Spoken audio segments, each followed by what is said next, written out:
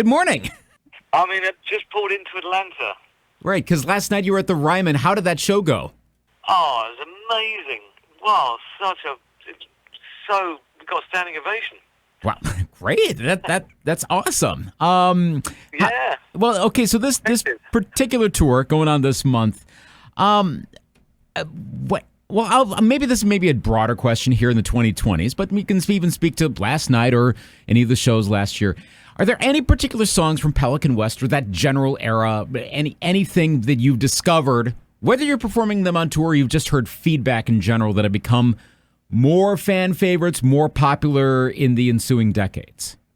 Well, it's funny, but we really, really enjoy playing this song called Love's Got Me in Triangles from Pelican West. It's like one of those moments where it's just so funky in the set that we look forward to it, and it's just a moment, and that's one we really look forward to. So that was like because I can't remember actually having that same feeling about it back in 1982 playing it. It was in the set, but it wasn't really a key moment. But it's funny how things evolve and change and age well and things. So that's matured into this really nice cheddar. It's lovely. Mm-hmm.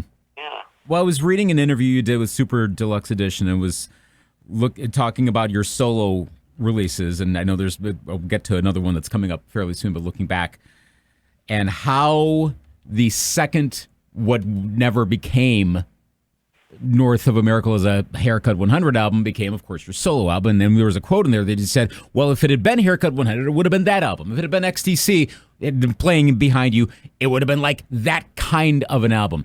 So how can you quantify a Haircut 100 sound with the band members today, back then, etc.? How do you quantify that? Well, it's funny because we just weren't meant to. I mean, we did separate because of not being managed properly and things, not being looked after. It was a bit of a free-for-all, like a ship. Everybody was jumping on it and it just sank in the harbour. There's far too many people. But had it stayed together, it would have definitely been produced by Jeff Emmerich. And so the second album that became then Junction Box, that didn't get finished, would have really had the rich tapestry of North America.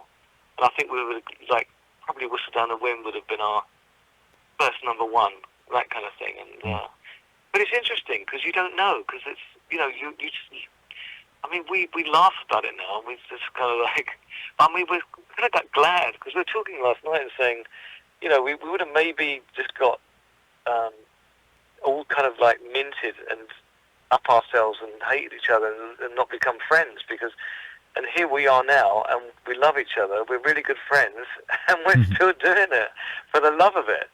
So it all worked out really, really well. Sometimes everything is meant to happen that way. And there's nothing you can do about it anyway, so it's lovely. It's never too late to actually just do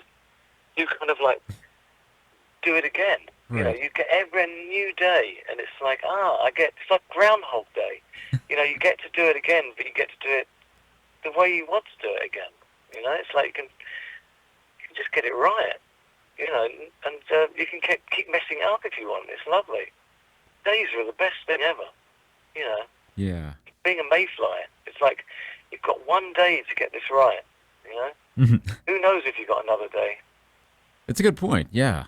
I was watching the Unloving Plum video, and of course it's been out for a little while now, but foreshadowing the next album. How much musically does that tip towards what we're likely to hear? How standalone is it? Because the sound obviously has evolved, and you guys have had decades of growth all artistically, but how much is that previewing what we're going to see?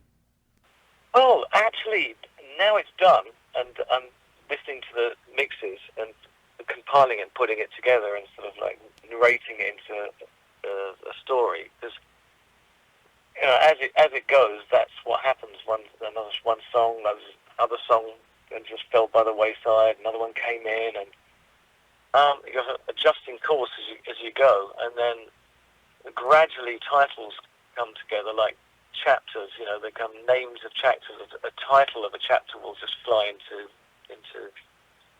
view.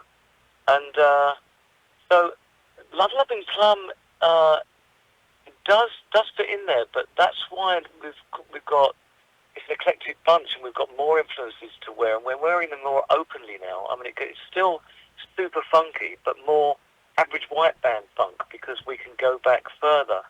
It's a little bit more 70s in its influence, whereas with Haircut, it was so kind of new romantic at the time, and it's like you couldn't put a step out of line there in 1982, because you had things musically expressed right on you, saying, "Oh, that's too derivative of that," or whatever that is. So it was quite restricting in some points, but you had the discipline, but you could also do what you like. But none of us could really say that we loved, say, like Little Feat back there. But now you just can, because there's nobody checking up on you in that way. You can just do what you like. So the influences are just deeper and more eclectic, really, I'd say. So, I mean, there's loads. They're all over the place. It goes from like the Clash to Talking Heads still to Average White Band, early Chicago bit in there as well. There's like Stones. It's just kind of, it's gospel. It's really, that's why I'm not going to tell you the title of the album, but it does have a relevance when I'm saying that. It's kind of going all different directions at once. Just knowing where you are. Okay. It's got a nautical feel about it, which is pretty Haircuts, because it was conceived around the Docklands area, with being West Pelican Wharf, by the Pelican Stairs, by the Prospect of Whitby pub, where I used to play as a kid with, when my dad used to go into the pub and listen to jazz and have a pint while I did a bit of mudlarking around the back of the stairs there on the River Thames in London. And that's where we sort of rehearsed years later around London Bridge, and there was this West Pelican Wharf, and so that was the name of the album. It was West Pelican right up until the last minute, when somebody at Arista said, "I think I prefer it the other way round." And it's like, yes, of course it is. Nice one. Brilliant, So all those happy accidents like that, where people, again, that's back to teams, isn't it? Teams of people. Fascinating. Before I let you go, and I got about a minute left, coming up now next month, because now we're in September. So the Epic and Creation years 1993 to 98 on Halloween. What is there any to distill this? Is there any one particular song or part of that collection you want people to really note, or you feel really cool, think is really cool that it's included on this compilation? Well, there was a lost track that I found that came about on the 1993 tour in America with the K-Rock Christmas, and then we went back to America and did a full band tour. And there's one of the songs that I'd written there, and we used to play it a bit live. And then we came back to the UK, and that was the first song I recorded around about that time for Tangled. And so that just, to me, it encapsulates analog recording, because it's probably the last time analog was really used. So it's like the band in the studio just playing together, because it was Donald Skinner, Phil Taylor, Anthony Clark, and Graham Ward on drums, and we've been playing together across America, and we just got really close, because we were friends anyway before, but there's just something about touring that makes you sort of like gel together, and that's captured on this recording of this song. And it didn't have really a title. It was like, I think because it's Some Holiday, I think, because it was just that's what the whole tour felt like.